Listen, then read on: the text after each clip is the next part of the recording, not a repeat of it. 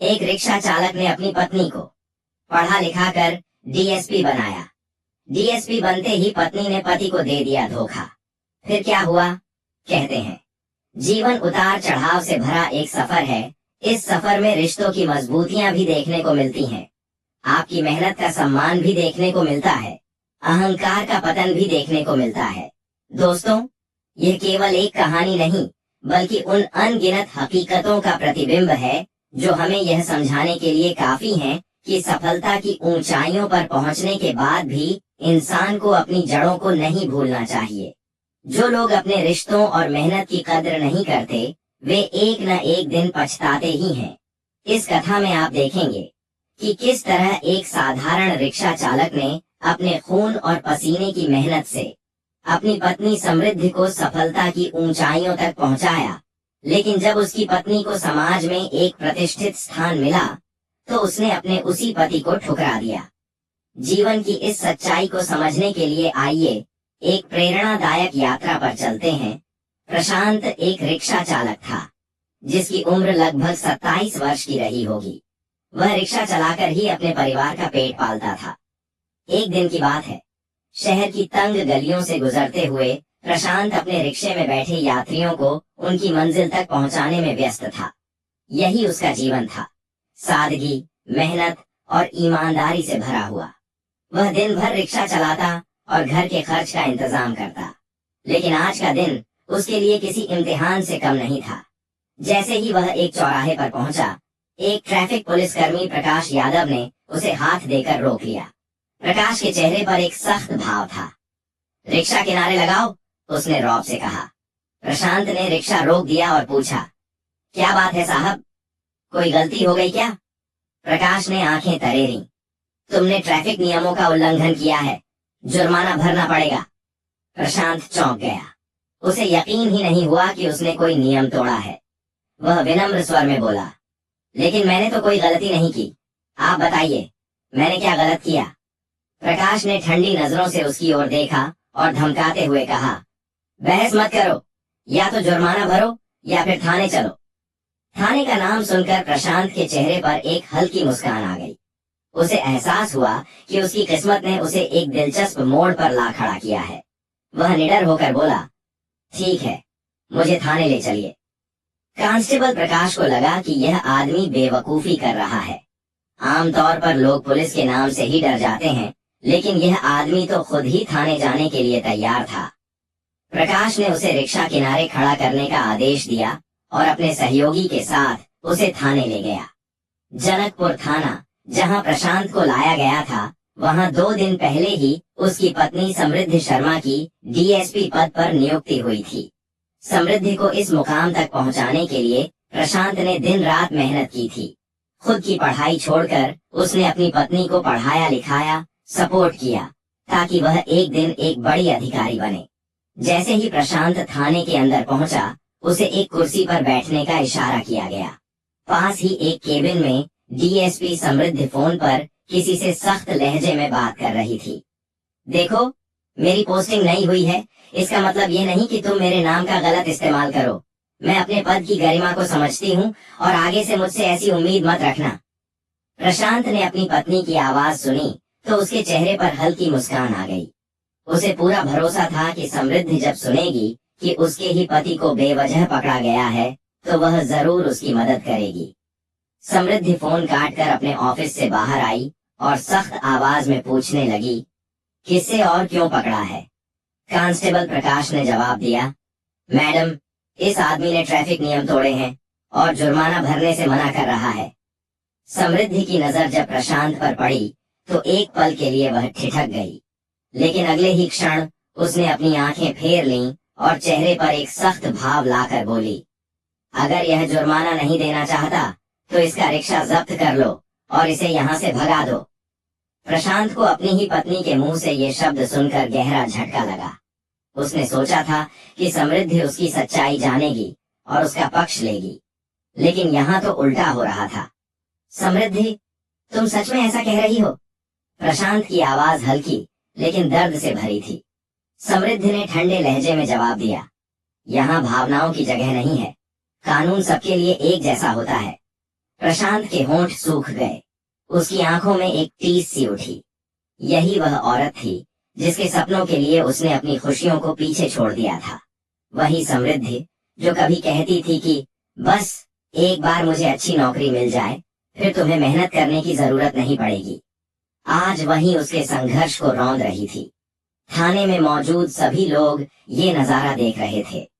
कुछ पुलिसकर्मी एक दूसरे की तरफ देखकर मुस्कुरा रहे थे, जैसे यह सब उनके लिए एक मनोरंजन से कम नहीं था।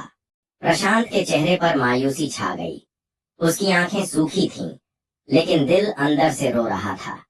उसने बिना कुछ कहे थाने के बाहर कदम बढ़ाया। उसका रिक्शा जब्त कर लिया गया था। वह धीरे धीरे सड़क की ओर बढ़ा। उसके कदम भारी थे। सड़क पर चलते हुए उसके दिमाग में बीते दिन घूम रहे थे।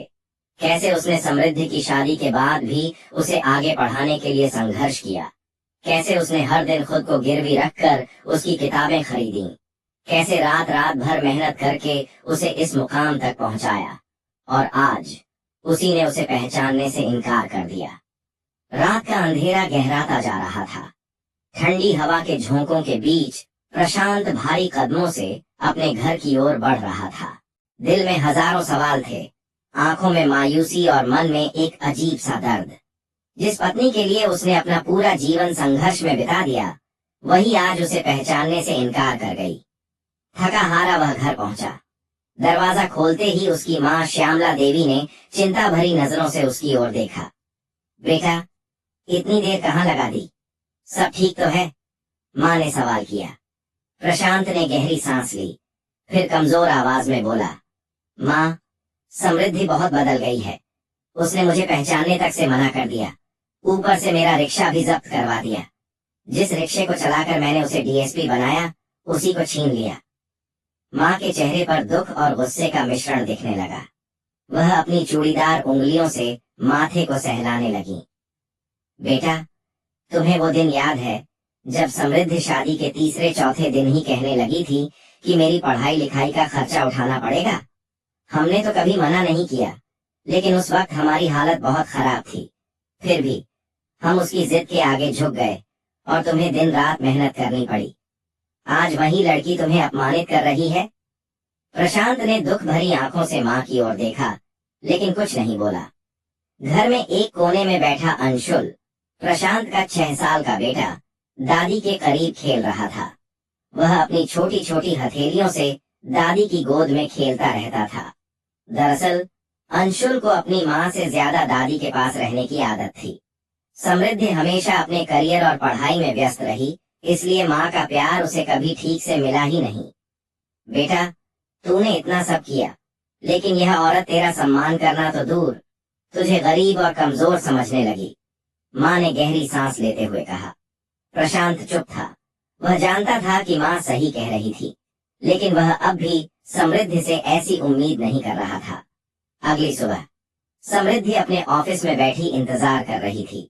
उसे पूरा भरोसा था कि प्रशांत कोर्ट से कागज बनवाकर रिक्शा छुड़ाने आएगा, लेकिन जब पूरा दिन बीत गया और प्रशांत नहीं आया, तो उसका चेहरा गुस्से से तमतमाने लगा। इसे हो क्या गया है? क्या ये समझता है कि मैं खुद जाकर इसे रिक्शा लौटा दूंगी? उसने मन ही मन सोचा। गुस्से से भरी वह सीधा शिवपुरी कॉलोनी में अपने घर पहुंची। दरवाजा धड़ाम से खोला और अंदर घुसते ही देखा कि श्यामला देवी आराम से बैठी हुई थी और प्रशांत नीचे फर्श पर बैठा था। अंशुल खेल रहा था, मस्ती में अपनी ही दुनिया में खोया हुआ। समृद्धि का गुस्सा भड़क उठा। उसने बिना सोचे समझे जोर से कहा, तुम लोगों को बच्चे संभालने भी नहीं आते? इस तरह से बच्चों को संभाला जाता है? अगर इसे कुछ हो जाता तो कौन जिम्मेदार होता? उसकी कड़वी आवाज सुनकर सब चौंक गए। प्रशांत ने ऊपर देखा और हैरान था कि आखिर समृद्धि को अचानक क्या हो गया। प्रशांत ने शांत स्वर में कहा, समृद्धि, तुम क्या कह रही हो? माँ ने ही इसे संभाला है, और जितना भी बड़ा हुआ है माँ के प्यार और देखभाल से ही हुआ है। हमें किसी को सिखाने की जरूरत नहीं कि बच्चे कैसे पाले जाते हैं। लेकिन समृद्धि का अहंकार इतना बढ़ चुका था कि वह कुछ भी सुनने के लिए तैयार नहीं थी। उसने तमतमाते हुए कहा, और तुम रिक्शा लेने क्यों नहीं आए? मैंने सारा इंतजाम कर दिया था, बस तुम्हें कोर्ट से कागज बनवा कर लाना था। प्रशांत अब बिल्कुल चुप नहीं रह सकता था। उसने दृढ़ स्वर में कहा, तुम्हें इतनी ही चिंता थी तो उसी दिन थाने में क्यों नहीं कहा कि रिक्शा जब्त मत करो? क्या तुम इतनी बड़ी अधिकारी होकर यह नहीं देख पाई कि मैंने कोई नियम नहीं तोड़ा था? समृद्धि के चेहरे पर झेप थी, लेकिन उसने अपने अहंकार को नहीं छोड़ा। तुम गंवार लोग कभी समझ नहीं सकते कि ड्यूटी कैसे निभाई जाती है, उसने चिल्लाकर कहा। इसके बाद वह तेजी से अंशुल के पास गई, उसका हाथ पकड़कर खींचने लगी। तुम लोग इसे भी ठीक से नहीं पाल सकते, मैं इसे अपने साथ ले जा रही हूँ। छोटा अंशुल डर के मारे दादी की तरफ देखने लगा। वह रोने लगा और चिल्लाया, दादी, मुझे मम्मी के पास नहीं जाना, मुझे पापा और आपके साथ रहना है। लेकिन समृद्धि ने उसकी कोई बात नहीं सुनी। उसने जबरदस्ती अंशुल को गोद में उठाया और घर से बाहर निकलने लगी। श्यामला देवी ने एक गहरी सांस ली और कहा, समृद्धि, जब समय आएगा तुझे तेरी गलतियों का पछतावा होगा। प्रशांत बस खड़ा देखता रहा। उसकी पत्नी उसके बेटे को जबरदस्ती अपने साथ ले जा रही थी और वह जानता था कि वह उसे रोक नहीं सकता। प्रशांत के मन में एक अजीब सा सन्नाटा था। वह जानता था कि समृद्धि ने अपने बेटे अंशुल को जबरन अपने साथ ले जाने का फैसला किया है, लेकिन वह उसे रोकने की हालत में नहीं था। उसने गहरी सांस ली और सिर झुका लिया। ठीक है, अगर तुम्हें यह सही लगता है तो वैसा ही करो, प्रशांत ने शांत स्वर में कहा, लेकिन उसकी आवाज में एक दर्द छिपा हुआ था। लेकिन 6 साल का अंशुल अपने पिता और दादी को छोड़कर जाने के लिए तैयार नहीं था। उसकी मासूम आंखें आंसुओं से भर आईं। वह अपनी छोटी उंगली से दादी की तरफ इशारा करता हुआ बार बार कहने लगा, दादी, मुझे मम्मी के पास नहीं जाना, मैं पापा और आपके साथ ही रहना चाहता हूँ। समृद्धि का चेहरा सख्त था। उसने गुस्से में अंशुल का हाथ पकड़कर खींच लिया और झिड़कते हुए कहा, बहुत ज्यादा जिद करने लगे हो, चलो मेरे साथ। बच्चे के रोने और विरोध करने के बावजूद समृद्धि उसे अपने साथ सुधा अपार्टमेंट ले गई, जहां उसका सरकारी क्वार्टर था। अंशुल अब एक बंद कमरे में था, जहां उसे वह प्यार और अपनापन नहीं मिल पा रहा था जो उसे अपने पिता और दादी के साथ मिलता था। समृद्धि के इस कदम की खबर जब उसके माता पिता गोविंद प्रसाद शर्मा और माया शर्मा को मिली तो वे बेहद नाराज हुए। बेटी, क्या तुमने सही किया? पिता ने फोन पर पूछा। लेकिन समृद्धि, जो अब डीएसपी की कुर्सी पर बैठ चुकी थी, उसे अपने पद का घमंड हो चुका था। उसने बेरुखी से जवाब दिया, मुझे किसी से कोई रिश्ते नहीं रखने, मैं अपनी जिंदगी अपने तरीके से जीऊंगी। उसकी मां ने समझाने की कोशिश की, बेटा, प्रशांत ने तुझे पढ़ाने के लिए अपनी जिंदगी दांव पर लगा दी, आज तू उसी को ठुकरा रही है। यह अहंकार तेरा सब कुछ छीन लेगा। लेकिन समृद्धि ने गुस्से में फोन काट दिया। उसके माता पिता को बहुत दुख हुआ और उन्होंने उससे हमेशा के लिए दूरी बना ली। उधर राघव शर्मा, जो समृद्धि का भाई था, उसने भी अपनी बहन को समझाने की कोशिश की। दीदी, तुम जो कर रही हो वह गलत है। प्रशांत ने तुम्हारे लिए बहुत किया है और अब तुम उसे ठुकरा रही हो। एक दिन तुम्हें पछताना पड़ेगा। लेकिन समृद्धि के सिर पर अब भी अहंकार सवार था। उसने अपने भाई को भी झिड़कते हुए कहा, मुझे किसी की जरूरत नहीं, तुम सब लोग अपनी जिंदगी में खुश रहो और मुझे मेरे हाल पर छोड़ दो। राघव को भी यह सुनकर बहुत दुख हुआ और उसने अपनी बहन से सारे संबंध खत्म कर लिए। समय बीतता गया।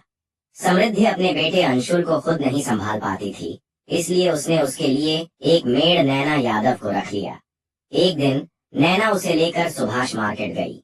संयोग से उसी समय प्रशांत की मां श्यामला देवी भी वहीं पर कुछ सामान खरीदने आई हुई थीं। जैसे ही अंशुल की नजर अपनी दादी पर पड़ी, उसकी आंखें चमक उठीं। वह भागते हुए उनके पास पहुंचा और उनसे लिपट गया। दादी, मुझे आपके पास रहना है, मुझे मम्मी के पास नहीं जाना। श्यामला देवी ने उसे गले से लगा लिया और भावुक होकर पूछा, बेटा, क्या हुआ? तू अपनी मम्मी के पास खुश नहीं है? अंशुल की आंखों में आंसू थे। उसने सुबकते हुए कहा, नहीं दादी, मम्मी मुझे प्यार नहीं करती और उनके घर पर एक गंदे अंकल आते हैं जो मुझे डांटते और पीटते हैं। ये सुनकर श्यामला देवी चौंक गईं। उन्होंने घबरा कर पूछा, कौन अंकल बेटा? अंशुल ने कहा, वे रोज शाम को मम्मी के घर आते हैं। मम्मी उनके साथ घंटों बैठकर हंसती हैं और अगर मैं जागा रहता हूँ तो वे मुझे जबरदस्ती सुला देते हैं। अगर मैं रोता हूँ तो वे मुझे पीटते भी हैं। श्यामला देवी की आंखें फटी रह गईं। उनका दिल बैठ गया। बेटा, तुझे ये सब कैसे पता? अंशुल ने धीरे से कहा। क्योंकि मैं सब कुछ देखता हूँ, लेकिन मैं डरता हूँ, इसलिए सोने का नाटक करता हूँ। इसी बीच नैना घबराकर अंशुल को ढूंढते हुए वहां पहुंची। उसने बच्चे को बूढ़ी महिला के साथ देख लिया और झट से उसका हाथ पकड़ लिया। छोटे साहब, चलिए, हमें देर हो रही है, नैना ने घबराहट में कहा। लेकिन अंशुल ने जिद पकड़ ली। मैं मम्मी के पास नहीं जाऊंगा, मुझे पापा और दादी के पास जाना है। श्यामला देवी ने नैना से विनती करते हुए कहा। बेटा, तू अभी आराम से सामान खरीद ले, मैं थोड़ी देर के लिए अंशुल के साथ हूँ। लेकिन नैना डर गई थी। उसने झट से कहा, नहीं अम्मा, मुझे सख्त हिदायत दी गई है कि छोटे साहब को उनके पापा और दादी के पास नहीं जाने देना है। ये सुनकर श्यामला देवी के दिल में एक टीस उठी। उन्हें एहसास हुआ कि उनकी बहू समृद्धि इतनी ज्यादा बदल चुकी है कि उसने अपने ही बच्चे को उनसे मिलने से रोक दिया था। नैना अंशुल को खींचते हुए वापस ले जाने लगी, लेकिन अंशुल रोने लगा। दादी, मुझे तुम्हारे पास रहना है, प्लीज मुझे मम्मी के पास मत भेजो। श्यामला देवी की आंखें भर आईं, लेकिन वह मजबूर थीं। उन्होंने बच्चे को दिलासा देते हुए कहा, बेटा, अभी तुझे मम्मी के पास जाना पड़ेगा, लेकिन हम बहुत जल्द तुझे लेने आएंगे। अंशुल रोते हुए नैना के साथ चला गया और श्यामला देवी वहीं खड़ी रहीं, अपने पोते की मासूमियत और अपनी बहू की बेरहमी पर सोचती रहीं और अपने घर चली गईं। रात के अंधेरे में श्यामला देवी अपनी चारपाई पर बैठी थीं। मन में एक ही सवाल था, क्या यह बात प्रशांत को बतानी चाहिए? वह नहीं चाहती थी कि उनका बेटा और ज्यादा दुख सहे, लेकिन पोते की तकलीफ सुनकर उनका दिल बैठ गया था। आखिरकार उन्होंने फैसला किया कि अब यह बात छुपाने का कोई मतलब नहीं है। सुबह होते ही उन्होंने प्रशांत को अपने पास बुलाया और कहा, बेटा, तुझे कुछ बताना है, लेकिन तेरा दिल मजबूत होना चाहिए। प्रशांत घबराया। क्या हुआ माँ? श्यामला देवी ने गहरी सांस ली और धीरे धीरे पूरी बात बता दी। कैसे अंशुल ने अपनी माँ के घर में एक अजनबी व्यक्ति के बारे में बताया, जो रोज वहां आता था और उसे मारता डांटता था। प्रशांत का चेहरा सख्त हो गया, उसकी आंखें लाल हो गईं। माँ, अब और नहीं, मैं अपने बेटे को वहां नहीं छोड़ सकता, मैं खुद जाकर उसे वापस लाऊंगा। श्यामला देवी ने सिर हिलाया। मैं भी तेरे साथ चलूंगी। ये लड़ाई अब सिर्फ तेरी नहीं, बल्कि तेरे बेटे की भी है। अगले दिन छुट्टी थी। प्रशांत बिना बताए अपनी माँ के साथ सुधा अपार्टमेंट पहुंचा, जहां समृद्धि का सरकारी क्वार्टर था। दरवाजे पर पहुंचकर प्रशांत ने डोर बेल बजाई। कुछ सेकंड बाद दरवाजा खुला। समृद्धि की आंखें आधी नींद में थीं। जैसे ही उसने अपने सामने प्रशांत और उसकी माँ को देखा, उसका चेहरा अचानक सफेद पड़ गया। वह बुरी तरह घबरा गई। तुम लोग यहाँ क्या कर रहे हो? वह हड़बड़ाकर बोली। प्रशांत की माँ ने तीखे स्वर में जवाब दिया, हम अपने पोते से मिलने आए हैं, क्या इसमें कोई गुनाह है? समृद्धि की जुबान लड़खड़ा गई। वह कुछ कहने ही वाली थी कि प्रशांत दरवाजे को हल्का सा धक्का देकर अंदर दाखिल हो गया। जैसे ही प्रशांत कमरे में घुसा, उसकी नजर बेड पर पड़ी। वहां एक नौजवान लड़का लेटा हुआ था, जिसके चेहरे पर एक अजीब सी लापरवाही थी। दूसरी तरफ अंशुल चुपचाप पड़ा था, मानो उसकी मासूमियत छिन चुकी हो। यह दृश्य देख प्रशांत का खून खौल उठा। तो यह है तेरा सच, समृद्धि? उसकी आवाज कांप रही थी, लेकिन गुस्से से भरी हुई थी। समृद्धि ने झट से खुद को संभाला और कहा, हाँ, तो क्या? ये मेरा घर है और यहाँ कौन रहेगा, यह तय करने का हक सिर्फ मुझे है। प्रशांत का धैर्य जवाब दे गया। उसने समृद्धि को एक जोरदार थप्पड़ मार दिया। यह वही घर है जिसे मैंने अपनी मेहनत से बसाया था, और आज तू इस घर में पराए मर्दों को जगह दे रही है, लेकिन अपने पति और बेटे के लिए इसमें कोई जगह नहीं। थप्पड़ पड़ते ही वह नौजवान लड़का बिस्तर से उठकर खड़ा हो गया। कौन है ये बदतमीज जो तुझ पर हाथ उठा रहा है? उसने समृद्धि से पूछा। समृद्धि ने गुस्से में कहा, यही तो है मेरा निकम्मा गंवार पति। यह सुनते ही प्रशांत का गुस्सा और बढ़ गया, लेकिन श्यामला देवी ने झट से उसका हाथ पकड़ लिया और कहा, बेटा, इस पर गुस्सा करने का कोई फायदा नहीं। जो औरत खुद अपने घर को बर्बाद कर रही है उसे समझाना बेकार है। प्रशांत ने अपने बेटे को गोद में उठाया और कहा, अंशुल, अब तुझे यहाँ एक पल भी नहीं छोड़ सकता, चल मेरे साथ। लेकिन समृद्धि हंस पड़ी।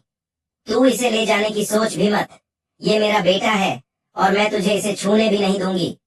प्रशांत ने आंखों में आंसू लिए जवाब दिया, अगर तुझे अपनी औलाद से इतना ही प्यार था तो तुझे अपनी जिम्मेदारी निभानी चाहिए थी, न कि गैर मर्दों के साथ घर बसाने की सोचना चाहिए था। अब जब सारा सच सामने आ गया था, समृद्धि ने अपना आखिरी दांव खेला। ठीक है, अगर तू इतना ही बड़ा इंसाफ पसंद बन रहा है तो जाओ, लेकिन जाते जाते इन पेपरों पर साइन कर देना। उसने एक कागज फेंका, तलाक के पेपर। श्यामला देवी ने कागज उठाया और देखा। समृद्धि पहले से ही तलाक के लिए तैयार थी। प्रशांत के चेहरे पर कोई भाव नहीं थे। उसने पेन उठाया, बिना कुछ कहे तलाक के कागजों पर दस्तखत कर दिए। अब कोई रिश्ता बाकी नहीं समृद्धि, तुझे तेरी जिंदगी मुबारक। इसके बाद वह अंशुल को गोद में उठाकर बाहर निकल गया। श्यामला देवी भी उसकी पीछे पीछे चल दी। प्रशांत कमरे के एक कोने में बैठा गहरी सोच में डूबा हुआ था। तलाक की प्रक्रिया लगभग पूरी हो चुकी थी और समृद्धि अब उसकी जिंदगी से पूरी तरह बाहर हो चुकी थी। लेकिन इस टूटे रिश्ते ने उसके मन में कई सवाल छोड़ दिए थे। अब आगे क्या, उसने खुद से पूछा। दूसरी ओर श्यामला देवी अपने बेटे को इस हालत में देखकर चिंतित थीं। एक मां होने के नाते वह जानती थीं कि बेटे को अब मानसिक और आर्थिक संबल दोनों की जरूरत है। श्यामला देवी ने अपने पुराने संदूक को खंगालना शुरू किया। उनके मन में बस एक ही विचार था, क्या कुछ ऐसा मिलेगा जिससे फिलहाल घर चलाने में मदद मिल सके। ढूंढते ढूंढते उनकी नजर संदूक के सबसे निचले हिस्से में रखे एक पुराने कागज पर पड़ी। उन्होंने उसे निकालकर गौर से देखा। बेटा, जरा देख तो, यह क्या है? उन्होंने प्रशांत को वह कागज दिखाया। प्रशांत ने कागज को पढ़ना शुरू किया और कुछ ही सेकंड में उसके चेहरे पर आश्चर्य के भाव आ गए। माँ, यह एक जमीन का दस्तावेज है और यह जमीन हमारे नाम पर ही दर्ज है। श्यामला देवी भी चौंक गईं। कहाँ है यह जमीन? प्रशांत ने आगे पढ़ते हुए कहा, यह जमीन सिद्धार्थ एनक्लेव में है। ये तो अब एक महंगा इलाका बन चुका है। माँ, यह जमीन अब करोड़ों की हो चुकी होगी। यह सुनकर श्यामला देवी की आंखों में उम्मीद की किरण जाग उठी। अगले ही दिन प्रशांत ने जमीन की कीमत पता करने के लिए एक संपत्ति एजेंट से संपर्क किया। जब एजेंट ने उसे जमीन की मौजूदा कीमत बताई तो वह हैरान रह गया। वह जमीन करोड़ों में बिक सकती थी। बिना समय गंवाए उन्होंने उचित कानूनी प्रक्रिया पूरी की और जमीन को बेच दिया। कुछ ही हफ्तों में उनके खाते में करोड़ों रुपए आ चुके थे। अब पैसे की कोई कमी नहीं थी। प्रशांत ने एक बड़ा और सुंदर घर खरीदा जिसमें उसकी माँ और बेटा आराम से रह सकते थे। यह घर उस पुराने घर से कहीं बड़ा था जहाँ वे पहले रहते थे। अब जब आर्थिक समस्या हल हो चुकी थी तो प्रशांत ने एक और महत्वपूर्ण फैसला लिया, अपनी पढ़ाई पूरी करने का। वह पढ़ाई में हमेशा होशियार था, लेकिन समृद्धि की पढ़ाई के लिए उसने अपनी पढ़ाई को बीच में ही छोड़ दिया था। लेकिन अब उसे कोई रोकने वाला नहीं था। माँ, अब मैं फिर से पढ़ाई करूंगा और एक अच्छी नौकरी हासिल करूंगा, उसने आत्मविश्वास से कहा। श्यामला देवी ने आशीर्वाद दिया। बिल्कुल बेटा, तेरी मेहनत एक दिन जरूर रंग लाएगी। इधर श्यामला देवी ने भी एक नया कदम उठाया। उन्होंने घर में ही अचार और पापड़ बनाने का बिजनेस शुरू कर दिया। इसके लिए उन्होंने एक पुरानी पहचान नैना यादव, अंशुल की पुरानी मेड को भी अपने काम में शामिल कर लिया। धीरे धीरे उनका बिजनेस बढ़ने लगा और उनकी मेहनत रंग लाने लगी। प्रशांत दिन रात पढ़ाई करता रहा। उसने अपने लक्ष्य पर पूरी तरह ध्यान केंद्रित कर लिया। लगभग 2 साल बाद उसकी मेहनत का फल उसे मिल गया। वह एसपी पुलिस अधीक्षक के पद के लिए चयनित हो गया। यह खबर पूरे इलाके में फैल गई। लोग कहने लगे, एक रिक्शा चालक एसपी बन गया। इसने अपनी मेहनत और लगन से वो मुकाम हासिल किया जो असंभव सा लगता था। टीवी चैनल्स और अखबारों में उसकी कहानी छपने लगी। पत्रकार उसके घर पहुंचकर उसकी मां से इंटरव्यू लेने लगे। श्यामला देवी की आंखों में गर्व के आंसू थे। आपने अपने बेटे को इस मुकाम तक पहुंचाने के लिए क्या किया? एक पत्रकार ने पूछा। मां मुस्कुराई और बोली, मैंने बस उसे उसकी मेहनत पर विश्वास करना सिखाया, बाकी सब उसने खुद किया। अब जब प्रशांत ईएसपी बन गया था तो उसने एक दिलचस्प फैसला लिया, अपनी पोस्टिंग उसी इलाके में करवाने का जहां समृद्धि की पोस्टिंग थी। अब देखता हूं कि वर्दी का घमंड किसे कहते हैं, उसने मन ही मन सोचा। कुछ ही दिनों में उसने शक्ति भवन जनकपुर में अपनी नई पोस्ट संभाल ली। अब वह पूरे जिले का पुलिस अधीक्षक था और समृद्धि उसी जिले में डीएसपी थी। समय किसी के लिए नहीं रुकता। समृद्धि, जो कभी अपने अहंकार और ताकत पर गर्व किया करती थी, अब उसकी हालत दिन ब दिन खराब होती जा रही थी। वह उस जाल में फंस चुकी थी जिससे निकलना अब नामुमकिन सा लग रहा था। उसका सीनियर अधिकारी विवेक चौधरी, जिससे उसने अवैध संबंध बनाए थे, अब उसे पूरी तरह अपने नियंत्रण में रखता था। उसने समृद्धि का एक रिश्वत लेते हुए वीडियो बना लिया था और अब उसे उसी वीडियो की धमकी देकर बार बार ब्लैकमेल करता था। अगर तूने मुझसे कुछ कहने की कोशिश की तो ये वीडियो पूरी दुनिया देखेगी, तेरी नौकरी भी जाएगी और इज्जत भी, विवेक ने उसे धमकाया। अब समृद्धि के पास कोई रास्ता नहीं बचा था। वह हर दिन अंदर से टूटती जा रही थी। खाना पीना छोड़ दिया था, अच्छे कपड़े पहनना भी बंद कर दिया था। जहां कभी उसके चेहरे पर घमंड और चमक थी, आज वहां सूनी आंखें और मुरझाया हुआ चेहरा था। वह सोचने लगी, काश मैंने अपने अहंकार को इतना बड़ा ना होने दिया होता। काश मैंने प्रशांत का साथ नहीं छोड़ा होता। उसने मेरे लिए सब कुछ किया, लेकिन मैंने उसे ही धोखा दिया। लेकिन अब पछताने से क्या होता। समृद्धि को धीरे धीरे पता चला कि विवेक चौधरी सिर्फ उसे इस्तेमाल कर रहा था। एक दिन उसने छुपकर विवेक की बातें सुनी, जिसमें वह अपने एक दोस्त से कह रहा था, अरे वह लड़की, हाँ मैंने उसे अच्छे से काबू में रखा है, बेचारी अब मेरे कहे बिना कुछ भी नहीं कर सकती। यह सुनकर समृद्धि का दिमाग सुन्न हो गया। कुछ ही दिनों बाद उसे पता चला कि विवेक पहले से शादीशुदा था और उसके 2 बच्चे भी थे। उसके पैरों तले जमीन खिसक गई। लेकिन जब उसने इस बारे में विवेक से बात करनी चाही तो उसने गुस्से में आकर कहा, अगर तूने ज्यादा सवाल किए तो तेरा वीडियो आज ही वायरल कर दूंगा। अब समृद्धि के पास कोई चारा नहीं था। उसे समझ आ गया था कि उसने अपनी जिंदगी की सबसे बड़ी गलती की है। इस बीच थाने में एक बड़ा आयोजन होने वाला था। नई एसपी प्रशांत के स्वागत के लिए एक पार्टी रखी गई थी। सब अधिकारियों से राय ली गई तो समृद्धि ने भी हामी भर दी। ठीक है, पार्टी रख लो, उसने बिना किसी भाव के कहा। अगले दिन पार्टी आयोजित हुई। एक मंच तैयार किया गया था जहां वरिष्ठ अधिकारी भाषण देने वाले थे।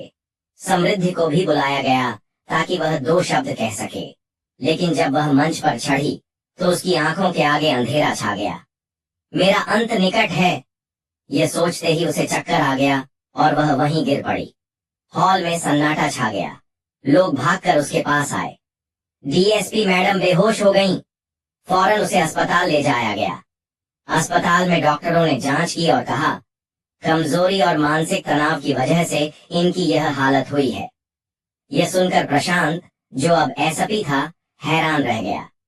एक डीएसपी की हालत ऐसी क्यों हो गई? उसने सोचा कि शायद समृद्धि अपने की पर पछता रही थी।